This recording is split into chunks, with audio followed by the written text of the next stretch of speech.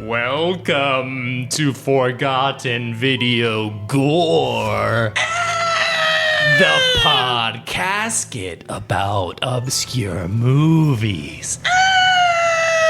I'm Grave Edmerto. I'm your ghost. On this show, I talk about obscure movies that aren't available on Screaming. And I have a returning guest this week. It's Sam Rodriguez, or should I say, Saw Rodriguez. It's good to be here. Thank you, David. Thanks so much, Sam. Thanks for coming all the way to North Hollywood to the video store with me. Anytime. Sam, what's the most spooked you've ever been? Well, the day Long John Silver's got rid of their Southwest shrimp, I was terrified. That is a living nightmare. I think I when I was a kid, I could have sworn I saw a ghost once in my bedroom. In your bedroom? Yeah, my bedroom, just like a quick, quickly in front of my eyes. But I don't trust it because that's just seems impossible. Like it could have blinked weird and saw something. Yeah. I remember going to school the next day and telling my teacher, I think I saw a ghost last night. And she's like, oh, your imagination is a crazy thing. Mm-hmm. And I was like, I thought I was being belittled too, but she was probably right. Yeah, I don't literally believe in ghosts, but I love ghosts, and I'm into them. It's fun to talk about. It's fun to get scared in a fun way. Mm-hmm. It's fun, if I may, to watch obscure creepy movies. That's right. And you picked out a great one this week. It's called Exterminator in Hell. Well, it is a good one. I think we ultimately picked a good one. I'm disappointed they didn't have the one that I wanted at this. Which was what? Stupid store. Well, I don't know if it would have worked with our theme for the month, but I really, really, really wanted to see My Father Wants Amore with Jake and Gary Busey. Gary Busey, when he plays an Italian immigrant. Yeah. No, they have it. They have the box. I picked it up, and it was empty? It was full of teeth. Oh. It was full to the top with teeth. You don't even see people there. It's like I picked it up. I'm like, hello, do you have this movie? Not a soul around to tell me where the movie was. So it's largely an honor system there. You leave the money on the counter and take the movie. It's very rare that you see anyone working there. You didn't leave any money. Oh, fuck. You're right. I'll leave double. I definitely did. Yeah, I'll leave double next time. All right. So this movie, Exterminator in Hell, is from 1981. It's directed by Kevin Connor, who directed At the Earth's Core and Motel Hell. It stars Lee Ving, who's the frontman from the hardcore punk band Fear, and also would go on to play, he did some acting too, he went on to play Mr. Body in the Clue movie. Oh, no way. Yeah. Oh, that's cool. Is that a speaking role at all, or was he just laying there dead? I can't remember. And I just ran it. I literally ran it at work. When you run it, is it one of the three endings, or do you show all three endings? Interestingly enough, we had special guests who programmed it, and they picked an ending. Oh, that's fun. Yeah. If anyone's listening and is not aware, this movie Clue, based on the board game, and there's a lot of different characters. It could be rooms that could have happened and weapons they could have used, and they filmed three different endings. And when you bought a ticket to the movie, you got kind of randomly one of the three different You endings. could choose from what I've heard. In the paper would tell you ending A, ending B, ending C. Oh, so you could intentionally you could go on your way. I haven't seen B. You can go back and see. It's a great gimmick that did not work at all because boy, did that movie flop hard. Yeah, but anyway, that's what Lee Ving went on to do. Also stars Hal Holbrook, who had just been in All the President's Men and Julia. He's been in a million things. And is just the sweetest old man. Yeah, seemingly. Definitely. And a very young Rosanna Arquette. She was 22 in this movie. A baby. Yeah, of the Arquette dynasty. Those Arquettes, those wacky Hollywood Arquettes are always popping up in things. Mm-hmm. It's fun. All right, let's get into the movie a little bit. It starts and we meet our character played by Lee Ving, and he is an exterminator, like the title led us to believe. And he's on a call, and so he's driving in his big van, right? Yeah, he's going down to what looks like a meat packing plant or something. Tony, no last name. our hero. Yeah. Tony's going down to like this place where they're, there's like meat on hooks and stuff. Right, yeah. And, he's got like different piercings, tattoos. Like he looks like he is a quintessential early 80s New York City punk. Right. Yeah. That's a great way of putting it. Yeah. So he gets here and I'm like, is this movie going to be about, like the expert exterminator who meets like his biggest challenge yet? You know how in most movies there's about this kind of stuff, Minority Report, for example, like the first 5 minutes is about like a typical case. To show our hero's prowess. That's kind of where this felt like. He's setting the traps, he's doing the different gases and stuff. He actually climbs up into like the crawl space at the top of the meatpacking building. This is where it took a turn. We're just a couple minutes in the movie and there's like maybe water damage or something in one of the roof tiles. It's a nasty place. Like they go out of their way to show just how heinous of a place grimy, this is. Blood, everything. So he unfortunately slips through, and then there's a cool part where he like he's barely holding on to the ceiling tiles, and then it's kind of breaking real slow. Crumbling around him. Yeah, and then finally he falls right into the meat grinder, and then he gets ground up into little bits, and he's down to the like he's being ground up, and he's actively going no until he's nothing but a head, and then the head goes out of sight below the rim of the grinder. So this is interesting. We're like less than 5 minutes into the movie and our supposed lead character is dead? Yep. And then the narration kicks in and Tony lets us know the best day of my life was the day I died. Awesome soundtrack kicks in. Like the camera tips down and it's like where the ground almost looks like it's opening up and we're going through like layers of earth down with the fire crust. and flames. flames. Goes through like a little tunnel and opens out into this huge chasm, and it's like it's like we went all the way through the earth. Hell is a city. Yeah. So we're in hell. And it's like New York in the early 80s times a million. Yeah, it looks like grime world, crime world. Fires bursting out everywhere, bursting out from the ground. There's like, it's also there's elements of your like stereotypical hell, like stalagmites and stalactites. It's still a cave. Yeah, it's subterranean, but it's New York, guys. They did this in New York. I don't know what to tell you. It's New York. So he's looking around, kind of taking it all in, and he doesn't seem out of place here, really. Well, yeah, because he jolts awake, and he's just suddenly like on a street corner here in what's basically like gloomy New York, and it's just like, whoa, wait a minute. It's jarring because it's like it doesn't look too different from New York. Until he starts noticing the little demons around. Right. There's demons. They're like maybe 2 foot tall little guys, and they wear red. They have horns, and they go around with little pitchforks, and they poke you in the butt with them. Yeah, they were employing diminutive actors in these roles for sure, and they're kind of cute. They're very cute, I would say. It's weird. I don't know if we were supposed to be scared by these things. Probably not. I hope not. But they're kind of Ewok-ish. They're a little... Ewok-ish. Yeah. Like, I'm not scared of these things, but I wouldn't want them just randomly poking me. Yeah. It seems to be unpleasant, but not particularly injurious. Yes. Right, yeah. Like, nobody's bleeding. They're not being impaled. But it's just like, the fuck? And so Tony's looking around. He's like, what the hell? And big jolly guy comes up. He's like, that's the perfect choice of words, my friend. Welcome to hell. And then all the like flames shoot up around this dude, and it's Hal Holbrook himself. Looking like Santa or your grandfather. Very Santa-ish, because he's wearing like a nice suit, but it's all red. All right, so just jumping ahead here, this is the devil. Yes, he plays the devil. But like it took me a good while to ascertain that this was the devil, because at no point is he mean, right? Or he's very affable. Yeah, just the nicest old man. So he's like, let me show you around, get you used to the place.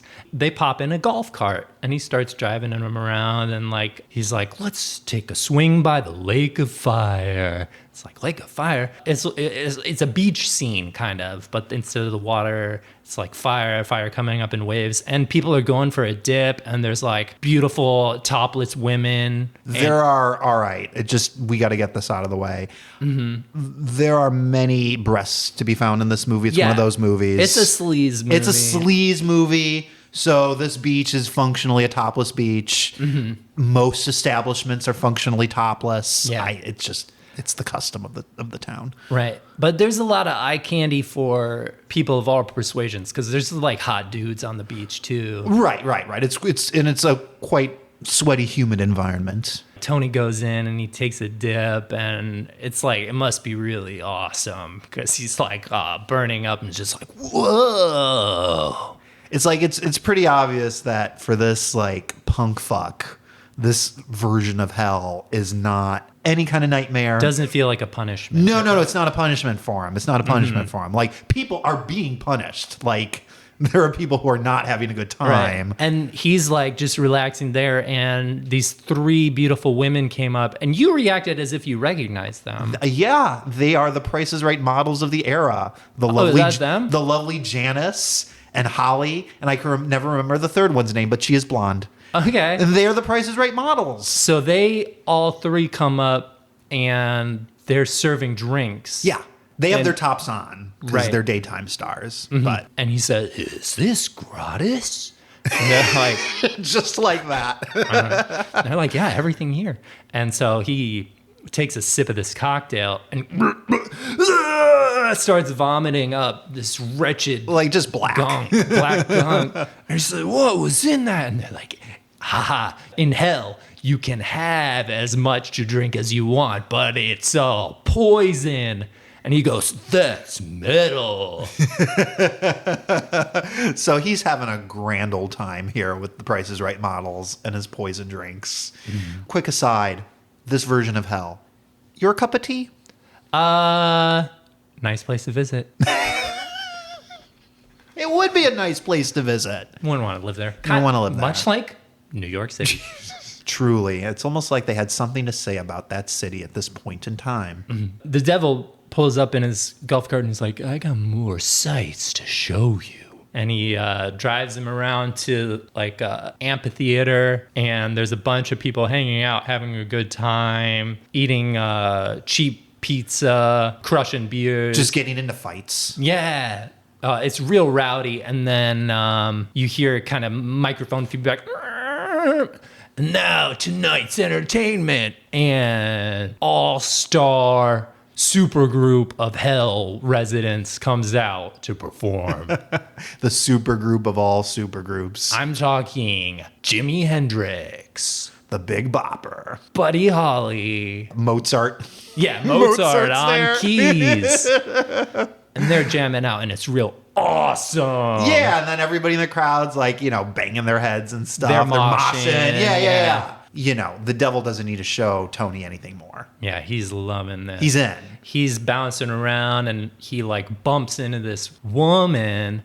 She turns and goes like, "You try that one more time, I'm gonna knock your teeth out." Nothing could be more attractive to Tony. And it just happens to be our heroine, Patricia Arquette. Rosanna Arquette. Rosanna Arquette. Darn it. Yes, Rosanna Arquette. David Arquette. Arquette. Those wacky Arquettes. I can't get them straight. Yeah, love at first sight, of course. So he's like, "Let me buy you a beer." And she's like, "Everything's gratis in hell." Why do they all say gratis? Not a single person says free. Free or gratis. on the house. Or it's all gratis. I like potatoes au gratis. I don't. But anyway, so they share a beer together. They're shotgunning beers. A lot of fun. You ever shotgun a beer? Oh, like you pierce the side and you just and like... suck it down in no time, and then you like slam the can into your head if you want. Oh, so messy. No, never. You're too Certainly prim and not. proper.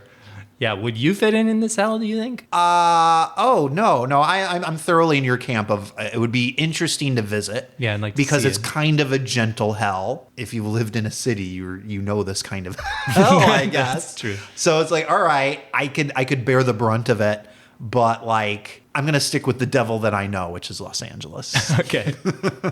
So they're having these romantic moments, smashing cans against each other's And puking. puking from all the poison. They puke into each other's mouths at one point. It's real romantic. Just shower of black in each other's faces. Then you get this gnarled hand coming up behind, and it grabs leaving by the shoulder. He pulls him around. Oh, it's just the devil. Yeah. It's like, we're not done with the tour. Tony says, like, oh, hell is so righteous, man.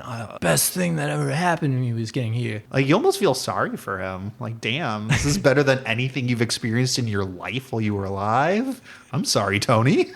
That really sucks. The devil's like, now that we've seen the sights, I got to take you back to my office, and we need to talk man to man. So the devil in his office has like a huge throne with like spikes coming out every which way, like flames shooting up, and a bunch of those little demons crawling around. Like hopping around. Yeah. Tony's like, devil, man, this is the best place ever. And the devil's like, yeah, but there's a big problem. And then that's when we hear a little Yuck. yeah. It's yucky. And from the sides, from behind the throne, come these big furry spider dogs. Yes. So they're portrayed by little fluffy black dogs. They are dogs. But they have a harness on them. It's a cool effect. They have a harness on them with like 8 giant spider legs coming out. So when the dog like wiggles around, like it looks like the legs are moving. So and like, it's got like, they did stuff. It's not like strictly like, oh, here's Fido, but like, like what else can that be but a dog? yeah, but it is kind of gross. So a bunch of these little spiders come out, and Tony's like, whoa, what? But he knows how to kill bugs. Well, yeah, he springs into action. I mean, so like this is the Hall of Satan, so there's just weapons all around. So he just grabs scythes, pitchforks. Yeah, so he katanas. So he grabs like a club and just, smashes these things. Yeah, there's like 6 or so from the jump or whatever. He just like, bam, bam, bam. And like, again, dogs. Right. They would have had to have murdered dozens of dogs in this movie. This is another Milo and Otis situation. Never forget. So he dispatches all these spider creatures, and he's like, well, I thought I left that all behind on Earth. The devil's like, no, in fact, you brought it here. Because this punk killed thousands upon thousands of bugs in his career as an exterminator. And when those bugs died, they were sent right to hell. And now hell is overrun with bugs? And the deal that Satan himself, the Prince of Darkness, arranges with Tony is, you got to get rid of these bugs, or you can't stay in hell, and you're going to fade into non-existence, which is real freaky. Yeah. We've already set the stakes. He loves it here. He's having a great time, all you can drink, and he found a woman of his dreams. Yeah. So he's going to do anything to stay here in hell. But he starts computing. He's been an exterminator 6 or 7 years. Well, yeah. I mean, he's a young guy or whatever, but like, you take it, this is the only thing he's ever done with his life. He's killed thousands of bugs, and it seems like if these spider dog creatures are any indication, like these bugs are not going to be in their original form. They came to hell and became like demented, monstrous versions. Yeah, he's adding it up in his head, like, how many bugs do you have down here? And the devil's like, you have no idea. From there, he's got to find a place to live. So like everybody seems like they're squatting in some building in the city. So he finds like a room in a building to squat in. Yeah, there's like sections of wall missing. Yeah, it's a dump. Yeah, but he loves it. He does like gets a fire going in a trash can and is like, this is the life. I guess it was too damp where he was before to light a fire. Yeah, this is better than his place. Yeah, it was better. I get the striking impression this is much better than it was before for him. So Rosanna Arquette. So she knocks on his door, and he's like, how did you know I was here? And she's like, she's been following him. Like she followed him over to Satan's office. She followed him back to this place. She's like, I wasn't going to let you go. And then we have one of our first little romance scenes of the movie. Yeah, some beautiful music. It's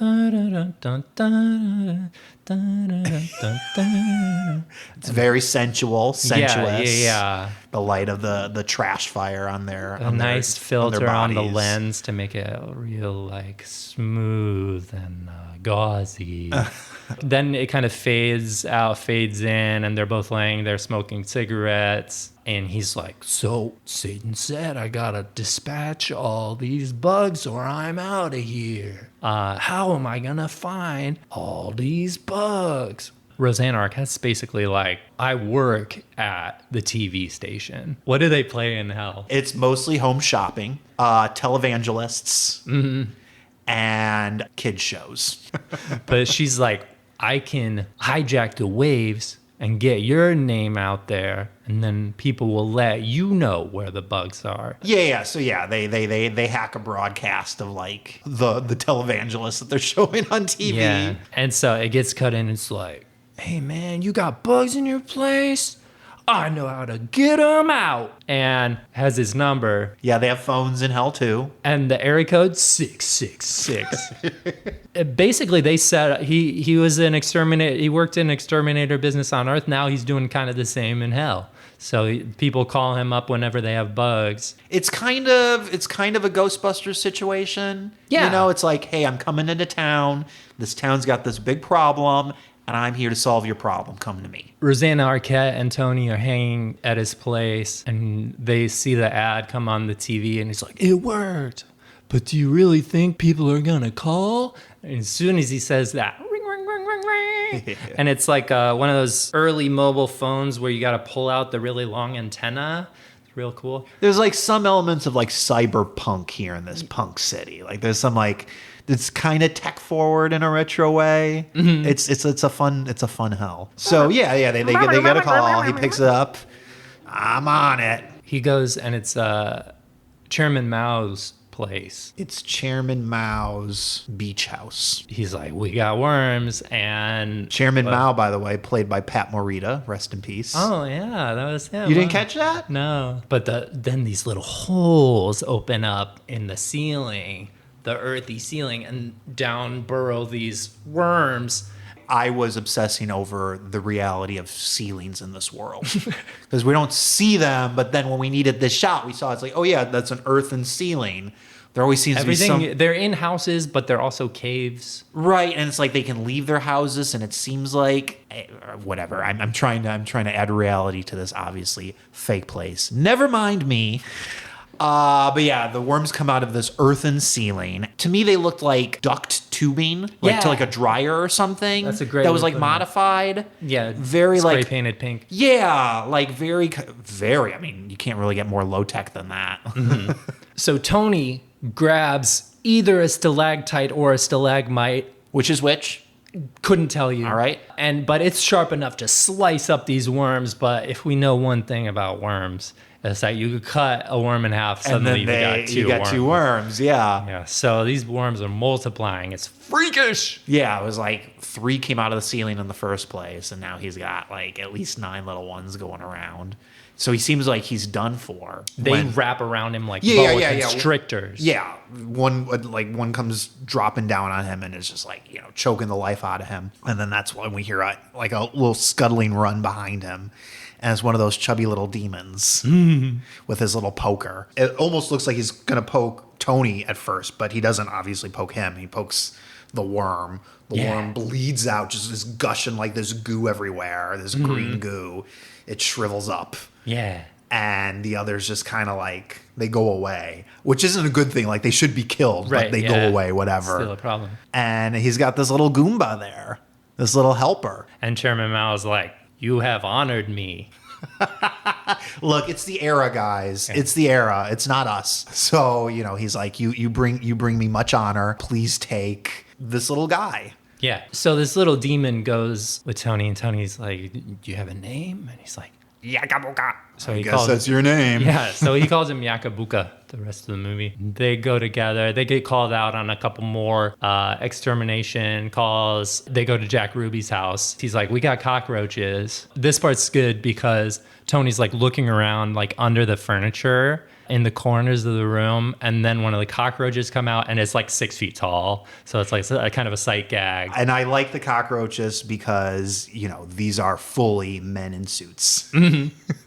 So they get into like a wrestling match. Yeah. Yakabuka's there, and he's trying to stick him with his little pitchfork, but the cockroach's armor's too thick. Yeah, Yakabuka was kind of only helpful with the worm. I'm just gonna be upfront here. Everything else is kind of too much for him. He's helpful in the sense that you don't want to go into these situations alone.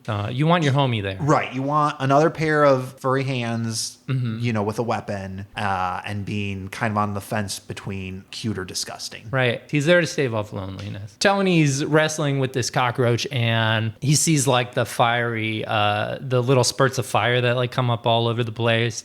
And so finally he like rolls around, and like it's a lot like the Princess Bride with the rodents of unusual sizes. It's like puts the cockroach right there, and the flames shoot up, and they shoot like a big hole right through the middle of the cockroach, and then the goo shoots out. It's like a volcano eruption of goo that goes like all over the wall, all over Tony's face, and Jack Ruby. A lot of the budget on this movie would have gone to goo. Definitely. There's a lot of goo, but we're quickly determining that he's not making enough headway here. And the reason being is because they haven't found the hive. Right. He keeps on hearing about the hive. Right. And he knows that there must be There's a hive out there. Somewhere. Meanwhile, Rosanna, because she works at the news station, she kind of has her ear to the ground. She's also at the same time trying to avoid any blame for the broadcast interruption that she took over the airwaves to get Tony's message across. Her boss at the station is seeing just how interested and invested she is in Tony and what he's got going on, and very quickly sort of singles her out as the culprit behind the broadcast interruption. So that's a cool part because he takes her into like the TV station dungeon and like chains her up. Lashes her with like electrical cords. Basically content to leave her there because it's hell and it's punishment because she did wrong. Now it's a bad situation because Tony has no inside information. Like he's getting calls, but like she was always sort of there to like kind of like let him know like where to go, where to be, what's safe. He doesn't know the city. Right. She knew the city. He's like, maybe she lost interest in me. Yeah. She hasn't been around. He's telling He thinks he's been ghosted. He's talking to Yakabuka, and Yakabuka goes to the TV and is like pointing. Tony's like, yeah, I know. She worked at the TV. You're right, Yakabuka. Yeah, that's right, Yakabuka. And Yakabuka's like, and you look at the TV and they're showing like the news anchors at the station, and Yakabuka, huh? And that's when he gets the idea like, oh, maybe I should go there look for her. Because like he's not just dumb, like he's up there like huffing his extermination gas. Right, yeah. He's pretty out of it. Yeah. He's on his way to the TV station, and he crosses paths with like a research scientist with like the lab coat and like the different vials and stuff. And he's like, hey, man, what are you? And he's like, the research scientist is like, I am only allowed to stay here in hell if I defeat all the mice I sacrificed in my experiments over the years. And I've sacrificed hundreds of thousands of mice. So I need to find and kill all the mice. And he's like, no way. That's kind of like what I'm doing. And then he sees some mice scurry by, and they're like 6 feet tall also, and then he has to chase after them. So there's like a kind of a little hint that there's other like little missions going on. Yeah, and like, you really need to figure this out before it, becomes your eternal torment. Right, yeah. There's a fisherman going by who's trying to like catch all the demon fish and stuff. There's like just different versions. I would be surprised to find such things in hell, such things in the afterlife. I don't like bugs. I kill bugs. Yep. I had a lot of bugs in the place that I moved from, and it was terrible. Yeah. So I don't know what I would do. What am I supposed to do David, oh, what? I'm supposed to be Mother Teresa here with every spider, every cockroach that comes in my apartment. Is that what I'm really supposed to do? I'm supposed to save all of them? I'm supposed to spare their lives? Remember when Barack Obama like killed a fly on camera and then PETA like came after him? You know what? I mean, of course they did, but that was also like the coolest thing I've ever seen. Yeah. He knew exactly where to get it. Like he wasn't like flailing around missing it. Was that evidence for the lizard people theory? Because lizards it may also, as well be. Also good it may at as well flies. be. That was practically superhuman. So anyway, he gets to the TV station and he's like, "Hey, have you guys seen Rosanna Arquette? She works here, real pretty." Like asking around, and everyone's kind of tight-lipped. Yeah, everybody knows. But the boss comes through. Tony takes a look at this boss. Notices something a little suspicious. This boss has 6 legs. And that's when he's like, wait a minute. And he whips out his weapons at his side. Show me your legs. And then that's when the boss just like kind of sheds his suit. Yeah. And you see like... He's not like, a man. He's like man from like the belly button up. Yeah. And then just like spider from there on down. Real gross. And he starts like weaving a web and stuff trying to capture Tony. He's like, "You need to show me where you put Rosanna Arquette, my girlfriend." And, he's like, you'll never see her again. As he's like spinning him up and he's like twisting him around real fast. And suddenly he's like enmeshed against the wall. He can't move at all. And then the spider boss is like crawling up on him. And you see like fangs coming out of his mouth. That's when his head gets crushed in from behind. I don't even know how they manage this, but like just purple goop, more goo, just all directions. And it's our girl, Rosanna. How'd she get out? Moxie, pure feminine Moxie. Does it every time. That's awesome. He's like pissed at her. Where have you been? You haven't been calling me back. She's like, I was in the dungeon. And he's like, that's what they all say. She's like, well, we gotta get out of here. They're gonna come looking for both of us now. We just killed my boss. Very important media figure. He runs the television station in hell. So they got to get out of there quick. Rosanna Arquette says, well, let's steal the boss man's car. So they bust into the boss's office and they're like looking through his desk and she finds an address book. And she's like, wait a minute, my boss was a bug.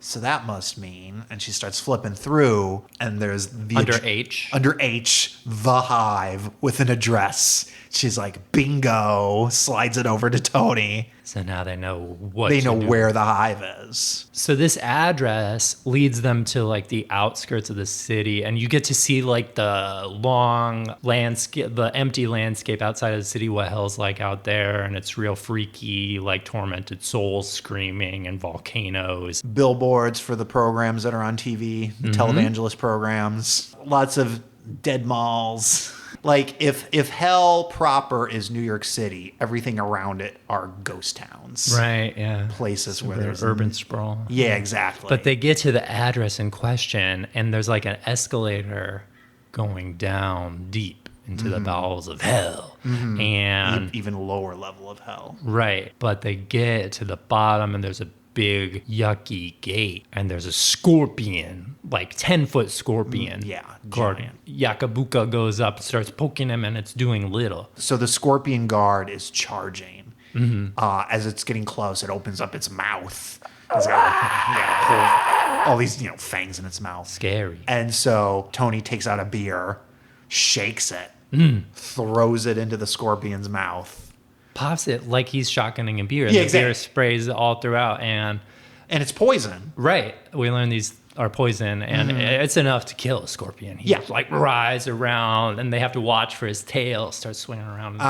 But the scorpion eventually settles Goes down. belly up.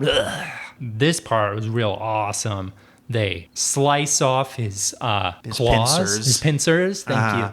And his stinger at the end. So like Patricia Arquette. Rosanna Arquette like uses the stinger as like a rapier blade kind of. And then Tony kind of affixes the pincers to his hands. So now he's like, he's fighting fire with fire kind of. Yeah, He's using he has the power of insect. Yakabuka still has his cool little pitchfork. Yakabuka's still around. Still keeping morale up. Making everybody look better by comparison. They eviscerate the first guard, and they're able to get into the inner sanctum of the hive. And it turns out this looks like some kind of forgotten underground subway station for whatever part of hell this used to be. So it looks like Grand Central Station, and there's a big like neon sign that says 2 trains. With an arrow. Yeah, okay, so I guess it literally is a train station. Yeah. But maybe looked like it wasn't plugged in or something. There's a cord hanging out and it's not plugged in. Well, right. I mean, it's abandoned. But like tunnels going every which way and like bugs crawling every way on the walls, on the ceiling, every kind of bug, cockroach, June bug, spider, fly, ladybug, and they seem cool. Mosquitoes, yuck. Giant mosquitoes, yeah. They see all this and it's like, all right, in an instant, they're not going to be able to take on all of these insects all at once. So they drop out of sight and hunker down and they're like, all right, we got to formulate a plan of attack here to make this happen. So they're kind of scoping out this underground hive and they notice a long trail of ants, big ants, and they're all carrying like different offerings like gems and jewels and sandwiches. Yeah, they got food. Yeah, and they're all heading to the same central kind of structure. Yeah, we follow the ants. We track them to where they're heading, and it's like this big. It's like a big goo tower. Yeah, big green goo tower, floor to ceiling, just a big mass of the stuff, and there's like eggs sticking out of it, like insect eggs, big like patches of eggs.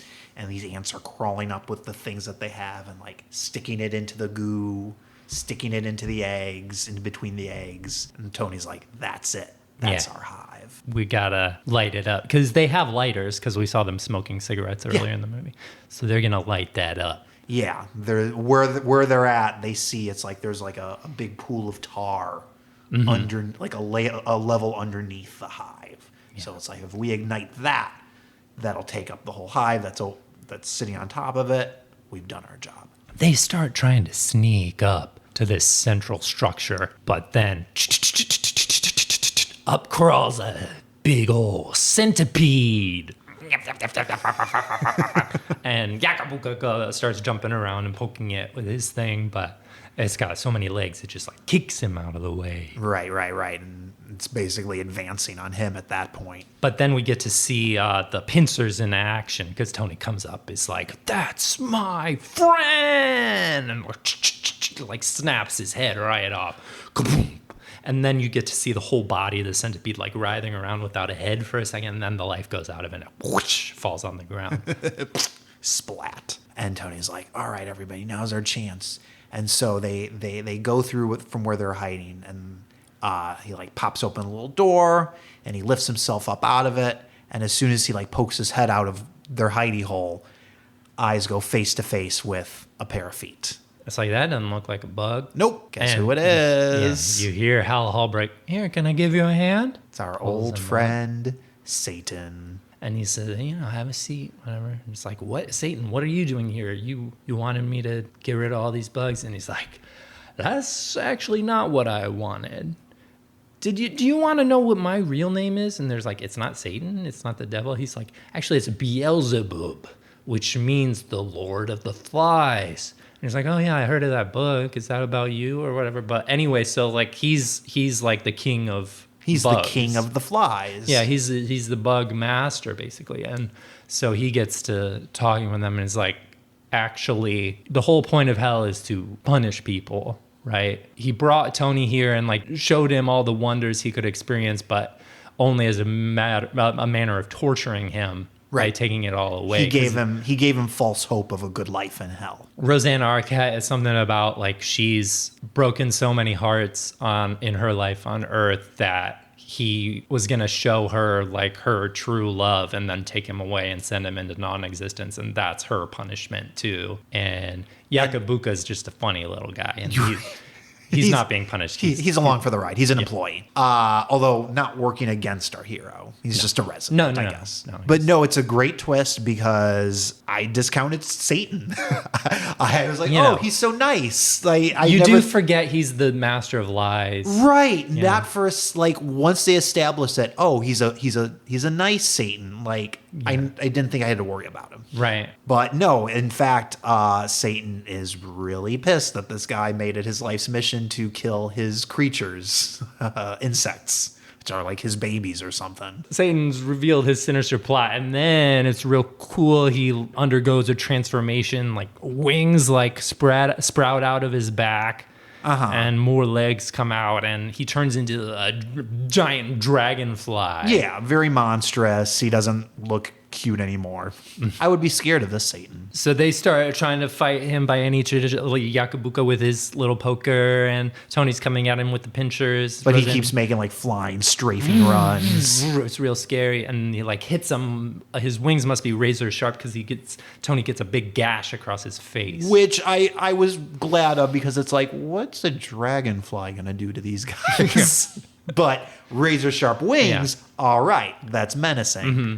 And he also like summons a horde of traditional house flies that are coming at them, and that's he is the Lord of the Flies, right? And that is super annoying because they're like, so really gets on your nerves. It's very annoying. I don't know about life threatening, but it would be certainly annoying. But they get out of the goop tower and they're into like the main section of the Grand Central Station hive area. Right. And so now more and more bugs are like chasing them around. It's masses wherever you look. As soon as they kill one, 10 more spring up. And so they're kind of backed into a corner. And then here comes Satan. But Rosanna Arquette notices something. She sees that cord hanging from the big neon sign that says 2 trains. She tells Tony, I got this. And he's like, what are you talking about? And she actually shoves him out of the way. Mm-hmm. She shoves him into like a room, and then a door like locks immediately when he gets inside of it. It's like a closet saying like, hey, let me out of here. What are you doing? You crazy? And so, Satan's walking up to her and he's like, well, this has been a long time coming, but your journey ends here. Like a little bit of the old man voice comes through, even as he's a monster. And she's like, no, please, no. He's like, there's no begging or pleading now. Your time has come. And she's acting like she's like trying to run away, and she stumbles and slips. Right. And so she's on the ground. She's on her back like, oh, I'm helpless. Oh, no. And so then as she's like helpless on her back, that's when Satan, he levitates up. Right. He's going to come down and strike for the kill. Right. She's on her back. She can't move or whatever. My ankle. And he's flown up. He's hovering over her. And he's like, now's the time. Any last requests? She takes out a cigarette, and it's like, the old school, like she knows she's going to die. Yeah. But she says, yeah, you got a light? And that's when she does a cool like roll move and slams the power cord into the outlet, and the whole 2 trains neon sign lights up, but Satan was like flying right against it. It zaps him like a bug zapper.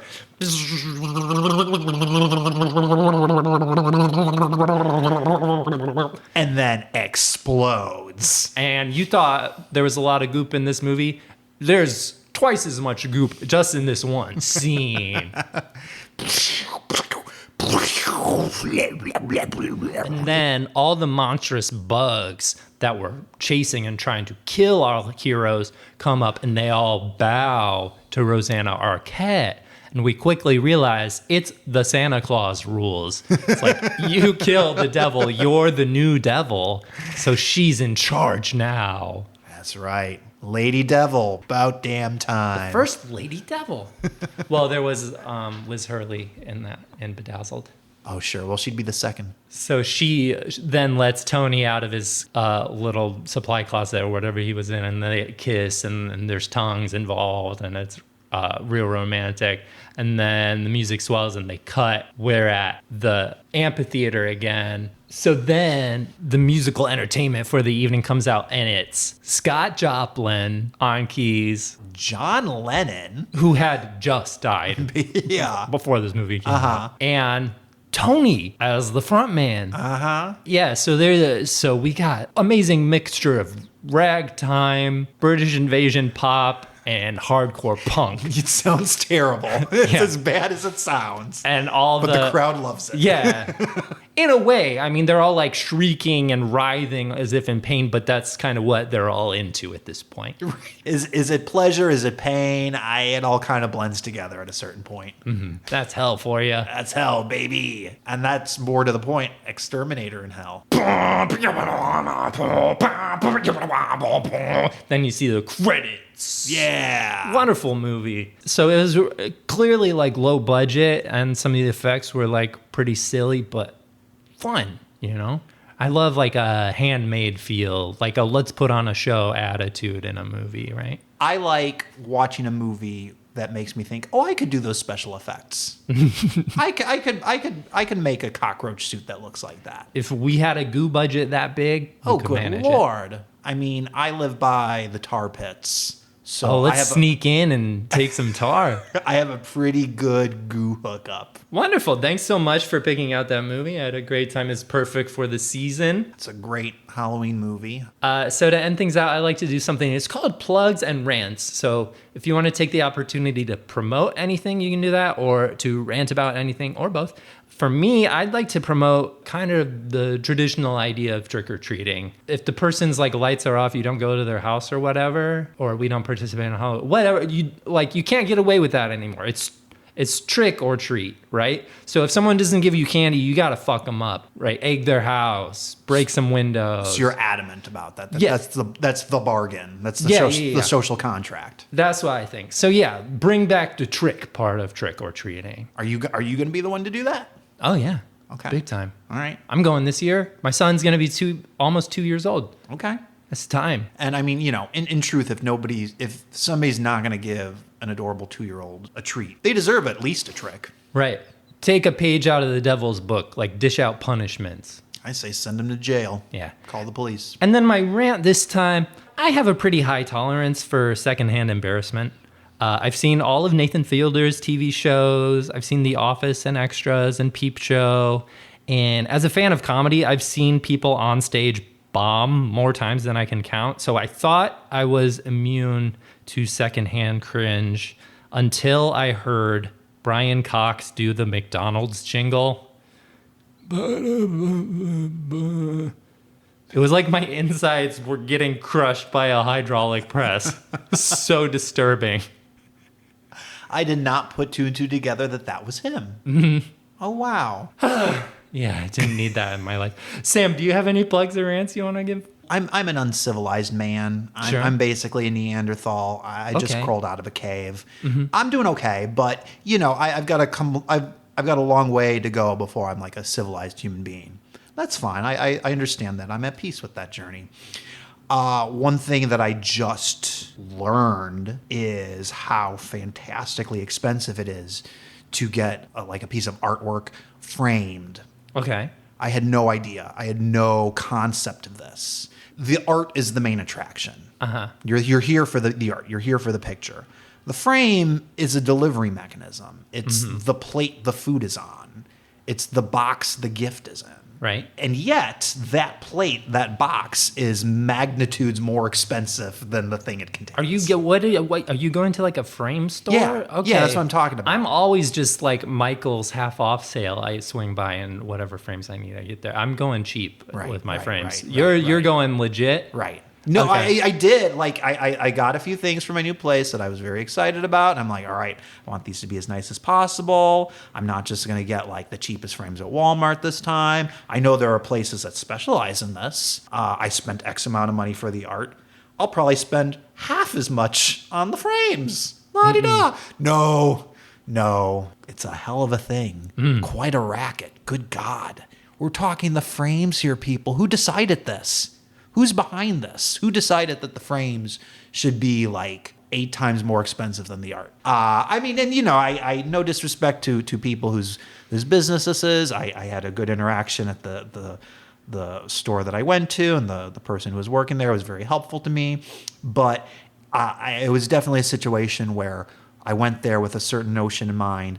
The reality was far different, and I was too much a deer in the headlights and too proud, certainly, to be like, oh, that's too rich for my blood. Never mind. Yeah. I was there. I brought my stuff with me. Like, they had my money. Mm-hmm. Are you thinking of crawling back into your cave? It's nice. It's warm. Mm-hmm. It's damp. Yes. It's got all the good things. Yeah, we'll see. We'll see how I do. Great. Well, thanks so much, Sam. I had fun as always. It's always wonderful to see you. Thank you. I had a blast. This was an interesting movie, and that store is cool, even though it smells very strange. Thank you so much for listening to this episode of Forgotten Video Store. Did you know there's a spooky ghost trapped in your phone? The only way to set him free is to rate and review this podcast on your favorite podcast app. I feel bad for making fun of Brian Cox. I love Brian Cox. I've been a fan of him ever since I saw Rushmore like 25 years ago or whatever. But those McDonald's ads, you don't gotta be doing those, my man. This marks the end of 4 weeks of spooks. We're back to non-spooky stuff next week, when I'll have a New York-based film critic on the podcast to discuss a movie that explores how a new Grim Reaper revamps the system for harvesting souls. Wait a minute. That sounds spooky too. The spooks are bleeding over into November. Forgotten Video Store is a slop-free zone. We never use any kind of AI for any part of the production of this podcast, not even the hastily photoshopped episode art. The music in this episode was Evening of Chaos and Funky Energy Loop by Kevin MacLeod, Incompetech.com, licensed under Creative Commons by Attribution 4.0 license. Okay, bye.